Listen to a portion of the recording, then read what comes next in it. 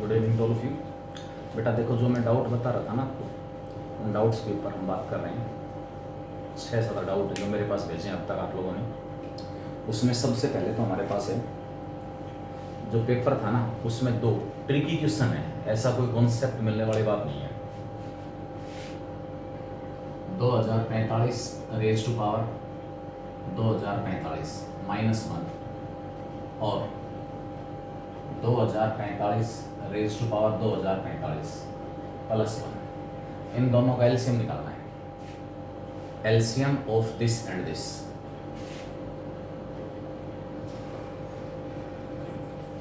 देखो, अब ये भी एलसीएम निकालने का कोई इसमें विशेष मेथड नहीं है कि मैं एलसीएम निकाल पाऊँ, ठीक है ना, कि भी यहाँ से दोनों नंबर्स मुझे मिल जाएं फिर इनका एलसीएम में निकालूँ। ये ट्रिकी क्वेश्चंस ऑप्शन से भी मैच होंगे। ऑप्शंस जैसे इसके अंदर आपके पास दिए हुए हैं। फर्स्ट ऑप्शन, इन दोनों का एलसीएम निकालूंगा, तो एलसीएम के अंदर अगर ये दोनों नंबर प्राइम है तो दोनों का प्रोडक्ट एलसीएम हो जाएगा, दोनों का प्रोडक्ट, ठीक है। लेकिन 2045 की पावर 2045 है, इसमें जो यूनिट प्लेस है ना, केवल इसकी बात कर रहा हूं, इसकी पावर में 2045, वो आपको हमेशा 5 मिलेगा। 2045 को आप 2045 बार मल्टीप्लाई करोगे, 2045 को 2045 से मल्टीप्लाई किया, यूनिट प्लेस के ऊपर क्या आएगा, 5 आएगा। यूनिट प्लेस आ गया, फिर उसको 2045 से मल्टीप्लाई करोगे, फिर यूनिट प्लेस कितना आएगा, 5 आएगा, एंड सो ऑन। तो 2045 की जो पावर 2045 है, इसका जो यूनिट प्लेस है वो 5 है, यूनिट प्लेस, और यूनिट प्लेस में से 1 माइनस हो गया। तो इस सारे का जो यूनिट प्लेस है, केवल इसका यूनिट प्लेस 2045 की पावर 2045, इसका यूनिट प्लेस है 5। तो 2045 की पावर 2045 -1, इस सारे का जो यूनिट प्लेस होगा वो 4 आ जाएगा, आएगा। इसी प्रकार इस सारे का यूनिट प्लेस 6 होगा,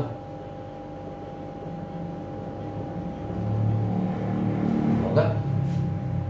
इसका यूनिट प्लेस 4, इस सारे का यूनिट प्लेस 6, दोनों का यूनिट प्लेस इवन डिजिट है।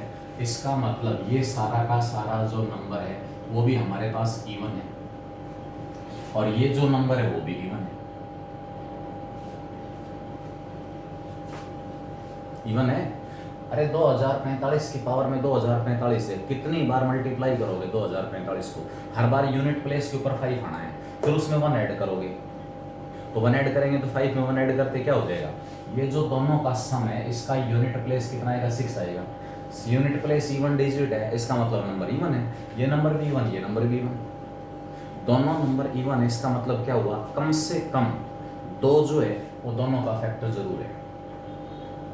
मैं ऑप्शंस की बात कर रहा हूँ, जो ऑप्शंस दिए हुए हैं, ऑप्शंस दिए हुए हैं उसके अकॉर्डिंग हम चलेंगे, क्योंकि यहाँ से रूटीन में इसका एलसीएम निकालने का मेरे पास कोई मेथड नहीं है कि भाई एलसीएम में एक्चुअल निकाल सकूँ, ठीक है। पॉसिबिलिटी है, जो ऑप्शंस दिए उनमें से क्या क्या हो सकता है। एक ऑप्शन है 2045, इसकी पावर में 2048, ये तो हो ही नहीं सकता। इसका मतलब क्या है, 2045 की पावर 2045, इसको भी डिवाइड करे और इसको भी डिवाइड करे, जो पॉसिबल ही नहीं है। जब 2045 की पावर 2048 से, ये सारा का सारा इससे डिविजिबल नहीं है, ये सारा का सारा इससे डिविजिबल नहीं है, एलसीएम नहीं हो सकता। उससे अगले में क्या कह रहे हैं, अगले ऑप्शन में 2045 की पावर 4090 -1 कह रहा है, वो भी पॉसिबल नहीं है। वो क्यों पॉसिबल नहीं है, कि एलसीएम निकालना है, इन दोनों को मल्टीप्लाई करूंगा, 2 इसका भी एक फैक्टर है, इवन होने की वजह से 2 इसका भी एक फैक्टर है। जब दोनों को मल्टीप्लाई करेंगे तो उसमें 2 कितने बार आ जाएगा, 2 टाइम्स। इन दोनों का product a - b into a + b, दोनों का प्रोडक्ट कितना आएगा, a² - b², a² - b² कितना आ रहा है, 2045 की पावर 2045, इसका स्क्वायर माइनस में बी स्क्वायर 1 का स्क्वायर 1, ये कितना आ गया 2045 की पावर 4090 माइनस 1, और इसके अपॉन में 2। 2 क्यों? 2 क्यों? क्योंकि ये फैक्टर क्या था, ये नंबर क्या था, इवन है, ये नंबर भी इवन है, यानी कि 2 यहाँ पर भी आ रहा है, 2 यहाँ पर भी आ रहा है। जो कॉमन फैक्टर होते हैं मैंने इन दोनों को मल्टीप्लाई कर दिया, दोनों का प्रोडक्ट ये आ गया। इस प्रोडक्ट में यहाँ वाला 2 भी शामिल हो गया और यहाँ वाला 2 भी शामिल हो गया। लेकिन एलसीएम का मतलब क्या होता है, जो लिस्ट कॉमन मल्टीपल हो, लिस्ट कॉमन मल्टीपल, इसका मतलब दोनों फैक्टर्स इवन थे। देखो 4 और 6 दोनों इवन है, इनके प्रोडक्ट का एक फैक्टर आपको 4 मिलेगा। 2 यहाँ से और 2 यहाँ से कंफर्म है, 4 तो है ही, 4 तो है ही है। लेकिन मैं इनका एलसीएम 24 थोड़ी कह सकता हूँ।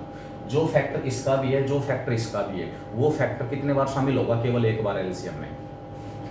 इसके फैक्टर है 2 × 2, इसके फैक्टर है 2 × 3, 2 फैक्टर इसका भी और इसका भी है, तो 2 को हम एलसीएम में एक बार शामिल करेंगे। ये वाला 2 अलग बच गया, ये वाला 3 अलग बच गया, तो एलसीएम कितना आया 12। तो इन दोनों का प्रोडक्ट 2 इसमें भी प्रेजेंट है, इवन है, 2 इसमें भी प्रेजेंट है, इवन है। इसलिए इन दोनों को मल्टीप्लाई करके मैंने क्या कर दिया, उसको 2 से डिवाइड कर दिया। 4 6 24 है, 2 इसमें भी प्रेजेंट है, 2 इसमें भी प्रेजेंट है, दोनों को मल्टीप्लाई करके हमने क्या कर दिया, 2 से डिवाइड कर दिया। लेकिन ये यूनिवर्सल केस नहीं, ध्यान रखना, ये इसमें होती है कि आपके पास प्रेजेंस ऑफ माइंड वाली बात, कि पर्टिकुलर किसी क्वेश्चन के बारे में आप किस डायरेक्शन में जा रहे हो, क्या सोच रहे हो, उसके अकॉर्डिंग क्वेश्चन सोल्व हो रहा है। तो इसमें जो ऑप्शन आपके पास जाएगा वो 2045 raise to power 4090 minus 1 upon 2, ये हमारे पास क्या हो जाएगा एलसीएम। अपॉन 2 क्यों हुआ, क्योंकि ये भी इवन था, ये भी इवन है, 2 यहाँ भी आ रहा है, 2 यहाँ भी आ रहा है, तो 2 दोनों जगह आने की वजह से इस प्रोडक्ट में यहाँ वाला 2 भी मल्टीप्लाई है, यहाँ वाला 2 भी मल्टीप्लाई है। लेकिन जो कॉमन फैक्टर हैं वो 2 बार शामिल, मतलब दोनों शामिल नहीं होते, वो उनकी वजह से केवल एक बार शामिल करते हैं उसको। तो यहाँ पर मैंने इसलिए इस प्रोडक्ट में यहाँ वाला 2 भी शामिल है, यहाँ वाला 2 भी शामिल है, इसलिए एक 2 से मैंने क्या कर दिया डिवाइड। तो इस तरीके से आपके पास इसका जो एलसीएम है वो कितना आ जाएगा 2045 raise to power 4090 minus 1 upon, मतलब प्रेजेंस ऑफ माइंड वाली बात वो चेक करनी होती है। 2-4 क्वेश्चन ऐसे मिल सकते हैं, 1-2 क्वेश्चन, कि बच्चा किसी पर्टिकुलर क्वेश्चन के बारे में उसकी सोच क्या है, क्या सोच रहा है। एलसीएम में एक ऐसा फैक्टर है जो इससे भी डिविजिबल है, इससे भी डिविजिबल है, ठीक है। ये इवन है, ये इवन है, उसका रीजन मैंने बता दिया। इसका यूनिट प्लेस 5, एक घटाओगे तो यूनिट प्लेस, इस सारे का यूनिट प्लेस 4 आएगा, इस सारे का यूनिट प्लेस 6 आएगा। अब वो कुछ भी हो सकता है, 4 का मतलब वहाँ पर 44 भी हो सकता है वो, ठीक है, कुछ भी हो सकता है कि भाई हमारे पास यूनिट प्लेस के ऊपर 4 है, उसके अंदर और भी हमें कॉमन मल्टीपल मिल सकते हैं, नो डाउट मिल सकते हैं, कोई प्रॉब्लम नहीं है। लेकिन हमें चलना है ऑप्शंस जो दिए उनके अकॉर्डिंग, कौन कौन सा ऑप्शन पॉसिबल है। एक में से दाइन का प्रोडक्ट दे रखे हैं, प्रोडक्ट एलसीएम नहीं हो सकता क्योंकि 2 यहाँ पर भी है, 2 यहाँ पर भी है, ठीक है। तो इस केस में एक क्वेश्चन आपके पास दिया हुआ है 3 raise to power 72 minus 1,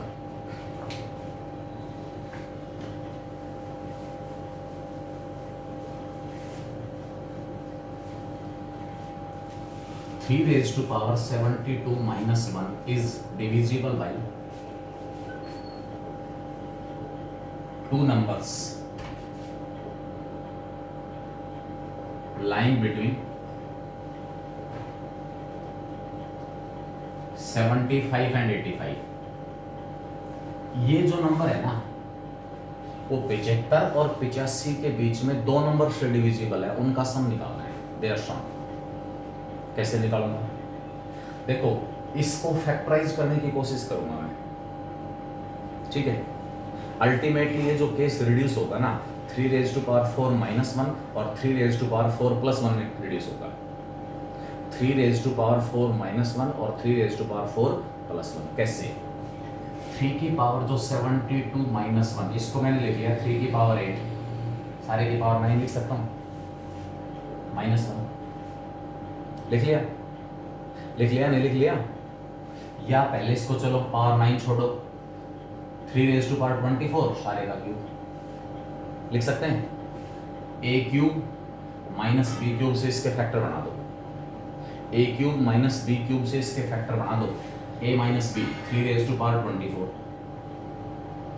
-1 a minus B into A square 3 raise to power 24 का square 3 raise to power 48 plus में बी स्क्वेयर 1 प्लस में a into B 3 raise to power 24। ये नंबर तो 75 और 85 के बीच में नहीं है। हमें इस नंबर के उन फैक्टर्स की तलाश है जो 75 और 80 के बीच में है। ये नंबर 75 और 80 के बीच में नहीं है, छोड़ो इसको। फिर इस सारे को मैं क्या लिख सकता हूँ 3 रेज़ टू पावर 8 का क्यूब -1 जो पहले वाला फैक्टर था ये साथ चलेगा एलईडीज, कुछ नहीं कर रहा इसका, ये आपको साथ रखना है। फिर दोबारा वही फॉर्मूला, अब की बार ये a हो गया a cube minus B cube क्या आ जाएगा बोलो 3 रेज़ टू पावर 8 -1 ये 1 का क्यूब है। फिर वही formula a cube minus B cube बड़ा इंटू 3 की पावर 8 का स्क्वायर 3 की पावर 16 प्लस 1 प्लस में 3 की पावर 8। ये फिर 75 और 85 के बीच में नहीं है, बहुत बड़ा है, तो इस फैक्टर को भी छोड़ो, क्योंकि हमें तो मतलब उन फैक्टर से है जो 75 और 85 के बीच में है। ये फैक्टर साथ रहेगा, लगातार छोड़ नहीं सकता मैं इसको। लेकिन ये वो फैक्टर नहीं है जो 75 और 85 के बीच में, क्योंकि ये तो बहुत बड़ा है उसकी तुलना में। ये भी 75 और 85 के बीच में नहीं है। फिर इसके फैक्टर बनाओ। अब की बार ए क्यूब फॉर्म में चेंज नहीं होगा। अब की बार मैंने इसको बना दिया 3 की पावर 4 का स्क्वायर -1 लिख दिया, लिख सकता हूँ। ये फैक्टर एचडी चलेगा साथ, ये फैक्टर साथ एचडी चलेगा। अब यहाँ लगा दो ए स्क्वायर माइनस बी स्क्वायर। ए स्क्वायर माइनस बी स्क्वायर के फैक्टर क्या होंगे 3 की पावर 4 -1 और 3 की पावर 4 + 1।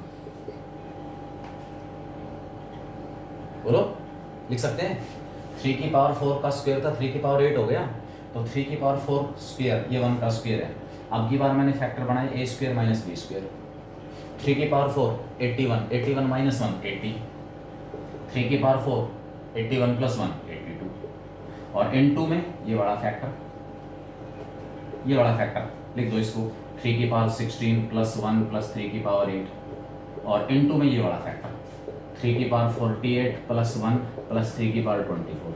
ये बड़ा, ये सारे फैक्टर्स हो गए इसके फैक्टर हैं सारे के सारे। इसको मैंने फैक्टर्स में रिड्यूस कर दिया, एक फैक्टर 80 एक 82 एक ये और एक ये। तो 75 और 85 के बीच में एक तो ये प्रेजेंट और एक ये प्रेजेंट। तो इस नंबर के दो फैक्टर जो 75 और 85 के बीच में है वो कौन कौन है 80 और 82। इसलिए इन दोनों का सम कितना आ जाएगा 160। ये हमारा क्वेश्चन क्लियर। अब 4 क्वेश्चन इसमें जो एपी वाला असाइनमेंट दिया था उसके हैं। 4 क्वेश्चन एपी वाला असाइनमेंट था उसके हैं। बेटा ये क्वेश्चंस डिस्कस करने के बाद फिर भी अगर किसी बच्चे को कोई डाउट लगे, फिर भी अगर किसी बच्चे को कोई डाउट हो तो उस केस में आप मेरे से टेलीफोनिकली संपर्क कर लें कि सर उस क्वेश्चन में आपने ये बात ऐसे बताई थी, वो बात समझ में नहीं बैठी। ठीक है, मैं उस समय फिर डिस्कस करूँगा उससे।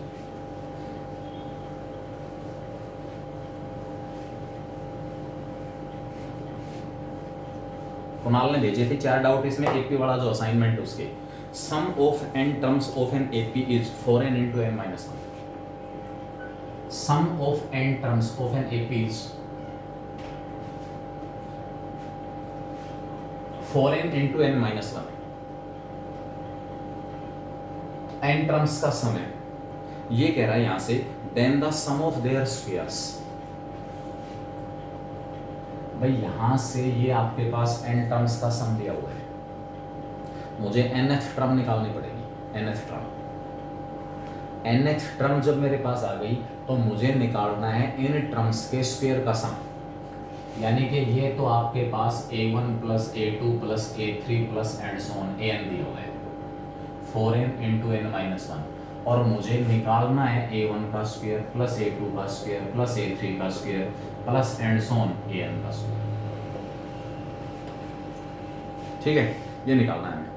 कैसे निकालें? पहले तो an निकालो।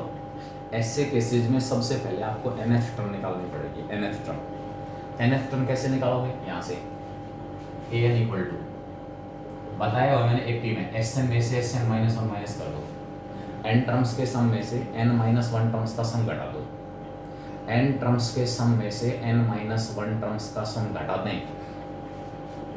Sn कितना है 4n into n - 1 minus Sn - 1 कैसे आएगा? जो Sn दिया हुआ है इसमें n को n - 1 से रिप्लेस कर दो। Sn - 1 निकालने के लिए Sn में जहां कहीं n आ रहा है उसकी जगह n - 1 लिख लो तो 4 times of n minus one, n minus one minus one n minus two आ गया। इसमें से और इसमें से दोनों में से 4 times of n minus one common आ गया। 4 times of n minus one दोनों में से कॉमन है। अंदर क्या बचा, यहाँ से बचा n, आगे से बचा माइनस का n माइनस टू, तो माइनस का n हो जाएगा प्लस का 2 हो गया, माइनस n से प्लस n कैंसिल, बच गया 2। 8 times of n minus one जो है वो हमारे पास nth टर्म है। 8 times of n minus one जो है वो हमारे पास nth टर्म है। हमें क्या करना है, इन टर्म्स के पहली term sum of the square ये निकालना है। कैसे निकालो, बोलो। n की जगह 1 पुट करो, a1 आएगी, उसका स्क्वायर करेंगे, a1 का स्क्वायर कितना आएगा, 0 आएगा। a2 n की जगह 2 पुट करो मत, कितना आएगा, 8। बोलो, 8 का स्क्वायर इंटू 1 का स्क्वायर, n की जगह 3 पुट करेंगे तो 3 माइनस 1 2, 8 इंटू 2 का स्क्वायर, 8 का स्क्वायर इंटू 2 का स्क्वायर। n की जगह 4 पुट करेंगे तो अरे nth टर्म आ गई, nth टर्म के स्क्वायर का सम निकालना है, ठीक है।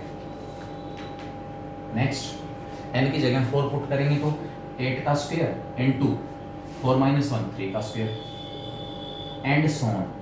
लास्ट में एज इट इज an का स्क्वायर, an का स्क्वायर क्या आएगा, 8 का स्क्वायर इंटू में n माइनस 1 का स्क्वायर। मैंने क्या किया, सिंपली इस an में n की जगह 1 2 3 4 और n पुट कर दिया, जो वैल्यूज आई, जो a1 a2 a3 a4 और an आया, उन सब का स्क्वायर कर लिया। इन सब में से 8 का स्क्वायर कॉमन है, 64 कॉमन है। 64 कॉमन निकालने के बाद और क्या बचा, यहाँ बचेगा 1 का स्क्वायर, यहाँ बचेगा 2 का स्क्वायर, यहाँ बचेगा 3 का square and so on. Last में बचेगा n माइनस 1 का स्क्वायर। लास्ट में क्या बचेगा, n माइनस 1 का स्क्वायर। आ रहा है कुछ याद, फॉर्मूले बताए थे मैंने 3, sigma n, summation n, sigma n, i equal to 1 to n। n की वैल्यू हमारे पास कहां से कहां तक जा रही है, इसके अंदर 1 से लेकर n तक। पहले n नेचुरल नंबर्स का सम था, formula n into n plus 1/2। Summation n square, पहले n नेचुरल नंबर्स का सम के स्क्वायर का सम, n into n plus 1 into 2n plus 1 upon 6। ये था 1 plus 2 plus 3 plus and so on n। और एक था सिग्मा n क्यूब, 1 का क्यूब प्लस 2 का क्यूब प्लस 3 का cube plus and so on n cube. n into n plus 1/2 whole square. 3 फॉर्मूले थे, लेकिन यहाँ नेचुरल नंबर कितने हैं, n या n माइनस 1, n माइनस 1। तो जो फॉर्मूला आपके पास पहले n नेचुरल नंबर्स के स्क्वायर का सम वाला फॉर्मूला है, उस फॉर्मूले में n की जगह क्या ले लेना, n माइनस 1 ले लेना। इस फॉर्मूले में जब मैं n को n माइनस 1 से रिप्लेस करूंगा तो ये सम मेरे पास आ जाएगा 64 एज इट इज। पहले n की जगह n minus 1, n minus 1 plus 1 n, और n माइनस 1 रखेंगे 2 की जगह, 2 into n minus 1 2n minus 2 plus 1, और सारे के अपॉन में 6। सोल्व करूंगा कितना आएगा, 64 upon 6 n minus 1 into n into 2n minus 64 upon 6 क्या आ गया, 32 अपॉन 3। तो ये हमारे पास क्या आ जाएगा, जो n टर्म्स थी, n टर्म्स जिनका सम दिया हुआ है Sn 4n into n minus 1, उन n टर्म्स के स्क्वायर का सम। ध्यान रखना इसमें, कभी ये मत मानना कि सर यहाँ पर तो टर्म्स n माइनस 1 है, n कहाँ गई।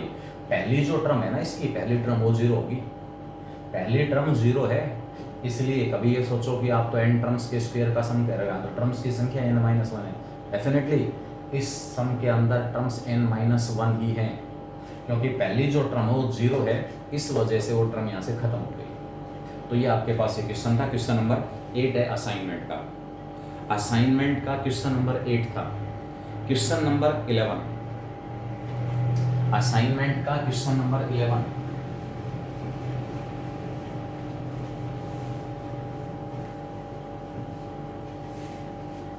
क्या है question number 11, in an AP T7 equal to 15, in an A P T7 seventh जो टर्म ऑफ 15 है, क्या कह रहा है हमसे, then the value of common difference D, then the common difference value of common difference D, value of common difference d that would make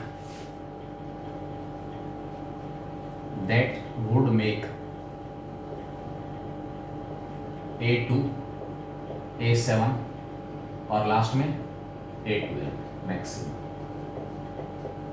बेटा देखो जिस कॉन्सेप्ट को पकड़ोगे आप, एपी दी हुई है, AP A plus D, A plus 2d, a plus 3d,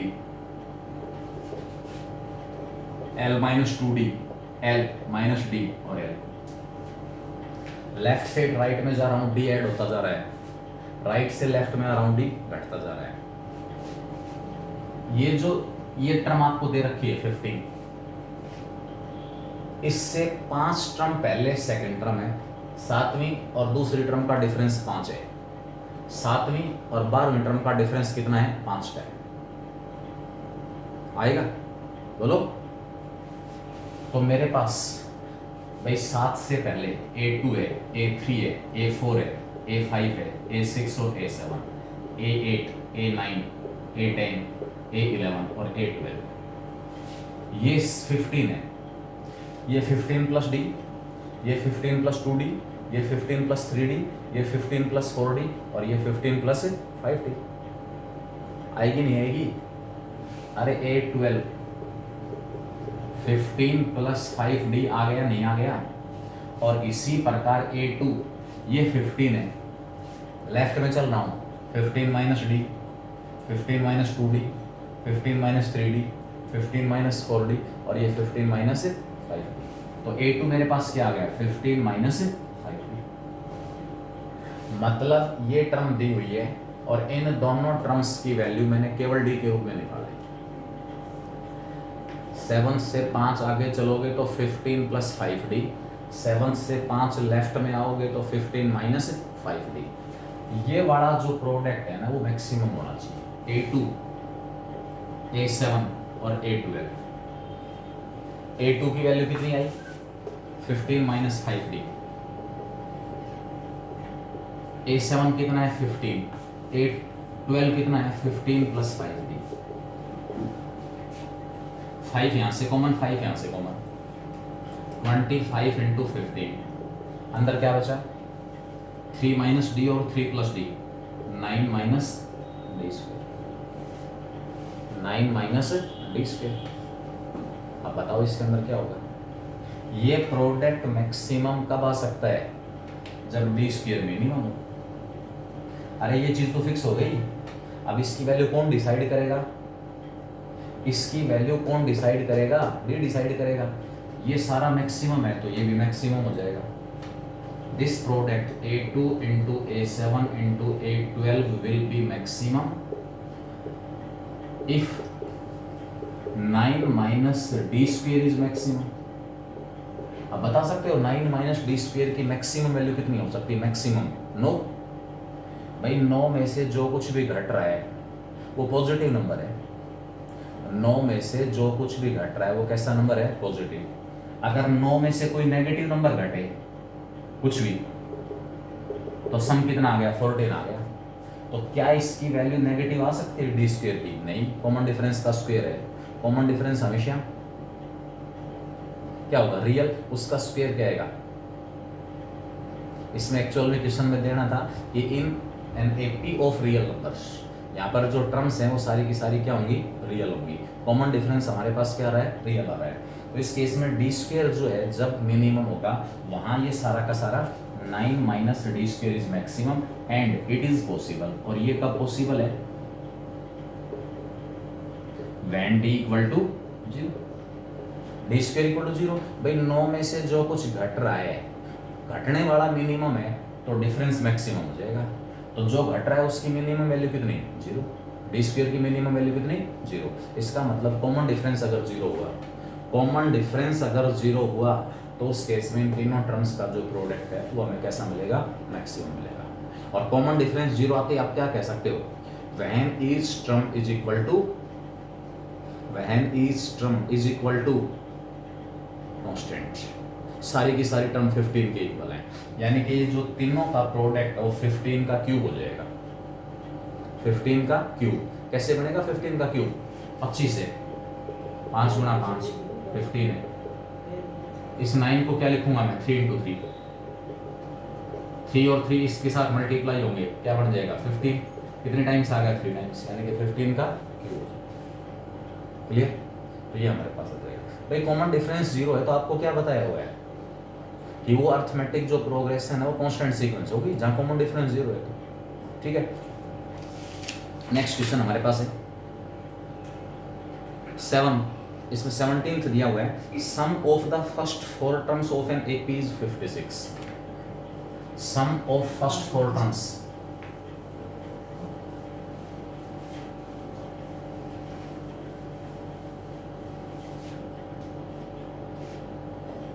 sum of first 4 terms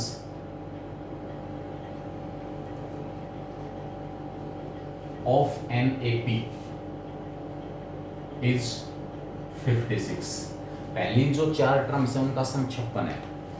उसके बाद क्या कह रहे हैं, sum of last 4 terms is 112।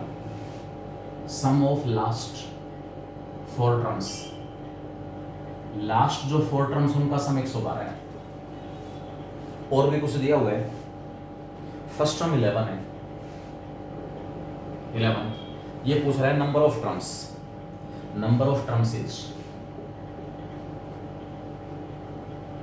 Number of terms is, terms की संख्या कितनी है वो हमें निकालना है। कैसे निकालें, पहली 4 टर्म हो गई ए प्लस डी, ए प्लस 2d और ए प्लस 3d इक्वल टू कितना है, बोलो 56। ए दिया हुआ है, ए दिया हुआ है, ए और ए 4a, ए की वैल्यू 11, कितना आएगा 11, 4 गुणा में 11 44, परली तरफ जाके डी 2d और 3d 6d equal to 12। D कितना आ गया, तो 11 11 11 और 11 11 4 जा 44, डी आ गया। ठीक है, sum of last 4 terms, last 4 terms का sum D R square A R square, last 4 term हुई L minus D, L minus 2d और एल माइनस 3d, ये तो है लास्ट 4 टर्म। ये सबसे आखिरी वाली, ये उससे पहली वाली, ये उससे पहली, ये उससे पहली, ये सम कितना है 112। डी की वैल्यू कितनी है, तो डी 2 आ गया, 3 और 2 5 और 1 6, 6d परली तरफ जाके कितना आ जाएगा, L plus L plus L plus L 4l कितना आ गया 112 प्लस में 6d, डी की वैल्यू 2 है, 6 दूनी 12 और 12 124। लास्ट जो टर्म हमारे पास है वो क्या होगी, एल जो है वो हमारे पास आ गया 124 को मैं अगर डिवाइड कर रहा हूँ 4 से 31, लास्ट टर्म हमारे पास कितनी आ गई 31 आ गई। लास्ट टर्म कितनी है 31, पहले पुट करो, लास्ट टर्म का मतलब nth टर्म कितनी, a plus n minus 1 into D equal to 31, a कितना 11, n माइनस 1 डी कितना 2 इक्वल टू 31, 11 परली तरफ जाके माइनस हो जाएगा, n minus 1 into 2 equal to 20, n minus 1 कितना आया 10, n की वैल्यू कितनी आई, यानी कि यहाँ टर्म्स की जो संख्या है वो हमें कितने मिलेगी 11। ठीक है, एक क्वेश्चन और दिया हुआ है, इसमें हमारे पास मैट्रिक्स का जो कॉन्सेप्ट है ना, विशेष रूप से डिटर्मिनेंट का वो कॉन्सेप्ट यूज हो रहा है, डिटर्मिनेंट का कॉन्सेप्ट यूज हो रहा है। तो मैं कल 1 घंटे का टाइम लगेगा इसमें, मैट्रिक्स और डिटर्मिनेंट के बारे में कुछ बेसिक जो बातें हैं ना वो आपको बताऊंगा, उसके बाद ये क्वेश्चन समझ पाओगे। अदरवाइज ये क्वेश्चन आपकी समझ में नहीं आएगा, वही सीधा सा रटने वाली बात होगी, क्रैम करने वाली बात होगी, और मैं नहीं चाहता कि हम इस प्रकार आगे बढ़ेंगे, इस क्वेश्चन को याद कर लेंगे। तो कल मैं टाइम निकाल के 1 घंटे का टाइम आपको दूंगा, मैट्रिक्स और डिटर्मिनेंट का जो बेसिक इन्फॉर्मेशन है, बेसिक इन्फॉर्मेशन उसके, ठीक है। तो ये मेरे पास 5-6 डाउट थे वो मैंने डिस्कस कर दिए हैं। कल का टेस्ट मैंने बता रखा आप लोगों को, बहुत बढ़िया तरीके से तैयारी करें, बढ़िया तरीके से। 20 से 25 क्वेश्चन मिलेंगे टेस्ट में, 20 से 25 क्वेश्चन होंगे विद नेगेटिव मार्क्स। ये ध्यान रखना, नेगेटिव मार्किंग जरूर होगी। एक गलत क्वेश्चन जो है ना, 4 गलत और 1 सही बराबर बात होगी। 4 गलत और 1 सही, मार्क्स नील, 1/4 नेगेटिव मार्किंग होगी, यानी कि तुक्के नहीं मारेगा कोई बच्चा। ये ध्यान रखना। भले ही आपके एनटीएससी के एग्जाम में नेगेटिव मार्किंग नहीं होती हो, लेकिन मैं जो टेस्ट ले रहा हूँ उसमें नेगेटिव मार्किंग होगी। ठीक है, ध्यान रखना इस बात।